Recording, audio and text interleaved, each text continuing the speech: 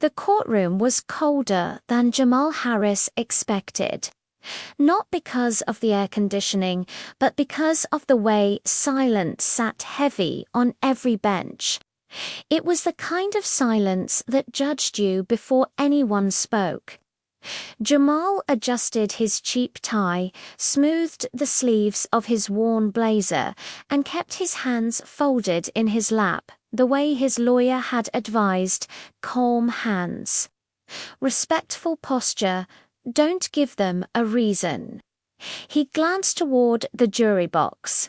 12 strangers, different ages, different faces, all trying not to stare, yet failing at it. Jamal had been stopped for a broken taillight. That was how it started. That was how it always started. The officer had claimed Jamal was acting nervous, claimed he smelled marijuana, claimed Jamal reached too quickly for his registration, claims layered on claims until they became a story that sounded believable enough to justify. Handcuffs on the sidewalk at 10:30 p.m. No drugs were found. No weapons, just Jamal's backpack with his laptop and nursing textbooks. But resisting arrest stayed on the report. Now he sat in court fighting a charge that could end his career before it even began. Across the aisle, his mother sat perfectly straight, hands clenched in prayer, eyes fixed forward. She had worn her best dress. Not because anyone asked her to, but because she believed appearance mattered more for people like them. The judge entered. Everyone stood, be seated. The prosecutor began confidently, painting Jamal as uncooperative, suspicious, non-compliant, words chosen carefully, not overtly racist, just suggestive enough to let assumptions do the work. When the officer testified, he spoke calmly, confidently. "I feared for my safety," he said. The suspect didn't comply with verbal commands. Jamal's jaw tightened. Then came the video. Body cam footage played on the screen. The courtroom leaned forward as one, the officer's flashlight. Jamal standing beside his car. Hands visible. Voice steady. "Yes, sir, I'm reaching for my wallet." "Okay." Double quote. The pause was uncomfortable. The footage showed Jamal doing exactly what he said. Slowly, carefully, then the handcuffs anyway. Murmurs spread softly through the courtroom. The officer shifted slightly on the stand. The prosecutor cleared his throat and moved on quickly. Jamal's lawyer stood next. She was a white woman in her early 40s, deliberate in every movement. Some people assumed that meant Jamal had an advantage. They were wrong. It just meant she knew the terrain. "Officer," she said calmly, "at what moment did Mr. Harris resist?" The officer hesitated when he questioned my command. "And what command was that?" The officer paused again to step back. The lawyer nodded. "And did he step back?" The video replayed. Jamal stepping back.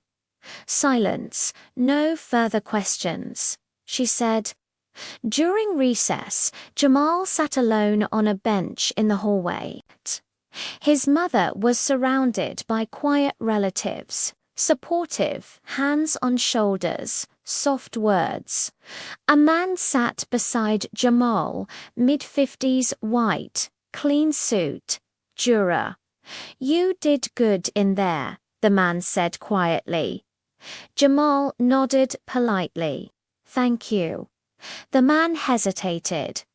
"My son's your age." Jamal didn't reply. Good luck, the man added, before standing and walking away. Back inside, the defense rested. Closing arguments came and went. Then waiting. Time stretched painfully. Jamal stared at the seal on the wall and thought about all the things that led him here.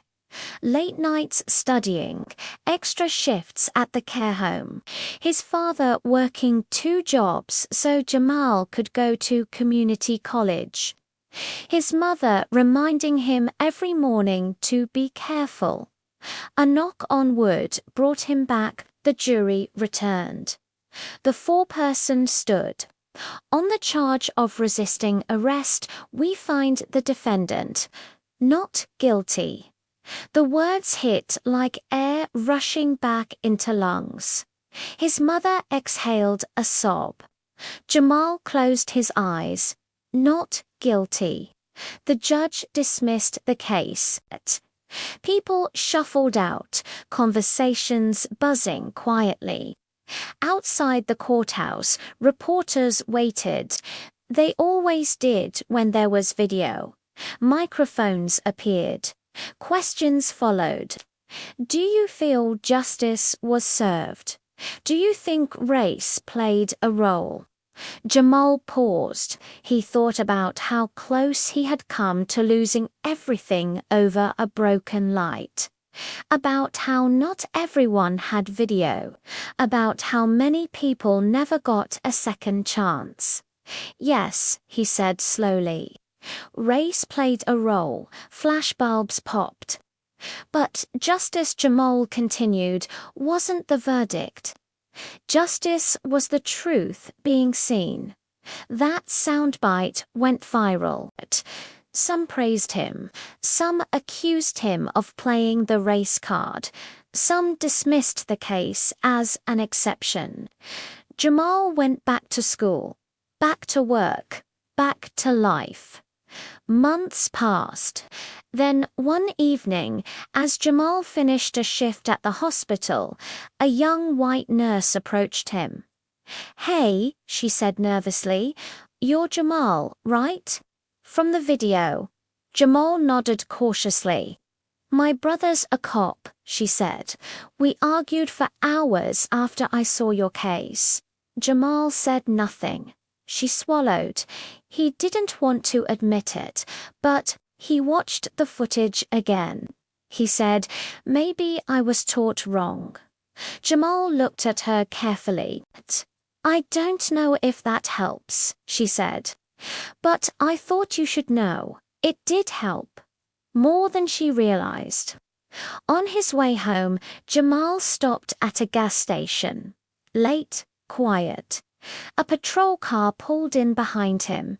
His heart rate spiked automatically. The officer stepped out. Young, nervous. "Evening," the officer said. "Just to let you know, your license plate light is out." Jamal nodded. "I'll fix it." The officer hesitated, then said, "No citation tonight. Just be safe." Jamal watched him leave. Something small had changed. Not perfect, not solved, but shifted. Weeks later, Jamal was invited to speak at a local college. Not as a victim, as a nursing student. As someone who had lived through the system and still chosen to care for others. During the Q&A, a white student raised her hand. "I never thought racism was about small things," she said honestly.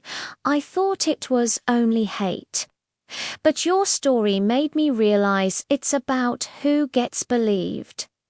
Jamal nodded. Exactly. After the event, he sat alone in the empty hall. He didn't feel triumphant. He felt responsible. Responsible to keep telling the truth without anger, without hate. without turning pain into poison, because change didn't come from shouting alone. It came from clarity, from consistency, from refusing to become what injustice expected. Outside, spring rain began to fall softly. Jamal stepped into it, unafraid.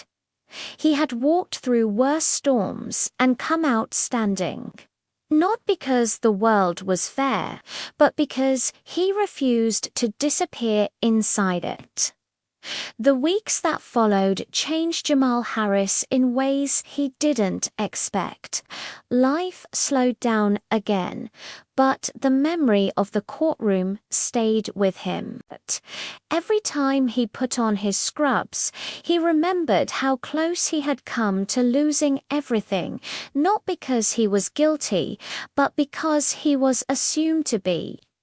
At the hospital, Jamal noticed things he used to ignore. The way certain patients were spoken to more harshly. The way security appeared faster in some wings than others. None of it was loud racism. It was quiet, efficient, almost polite. One afternoon, an elderly white man refused Jamal's help. "I'll wait for someone else," the man said flatly. Jamal nodded and stepped away without argument. Minutes later, the charge nurse intervened. "He's one of our best," she told the patient firmly.